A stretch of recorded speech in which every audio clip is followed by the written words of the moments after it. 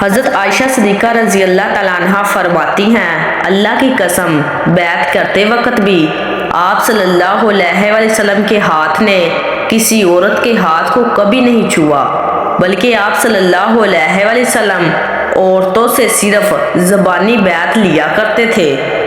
رسول اللہ صلی اللہ علیہ وسلم تقویٰ اور پاک بازی کے اعلیٰ ترین رتبے پر فائز تھے، اور آپ کے بارے میں کسی برے خیالات کا شبہ نہیں ہو سکتا۔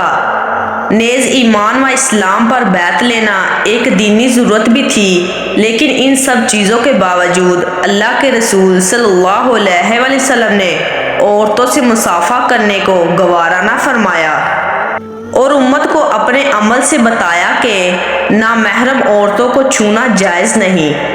افسوس صدا افسوس، کچھ نام نہاد اسکالرز خود ساختہ اجتہاد کے زور پر یہ فتوحات دے رہے ہیں کہ کالج، یونیورسٹیوں اور دفتروں میں لڑکیوں سے مصافحہ کیا جا سکتا ہے۔ اللہ تعالیٰ تمام مسلمانوں کو فتوحات سے محفوظ رکھے۔ رسول اللہ صلی اللہ علیہ وسلم کے پاس ان ساری خواتین دینی اسلام پر بیعت کے لیے حاضر ہوئی اور درخواست کی کہ آپ صلی اللہ علیہ وسلم اپنا دست مبارک آگے فرمائیں تاکہ ہم بھی مردوں کی طرح بیعت کر لیں۔ اس پر رسول اللہ صلی اللہ علیہ وسلم نے ارشاد فرمایا، انی لا اصافح النساء، میں عورتوں سے ہاتھ نہیں ملاتا۔ عورتیں گھر میں ہی اچھی لگتی ہیں، عورتیں چھپا کر رکھنے کی چیز ہیں۔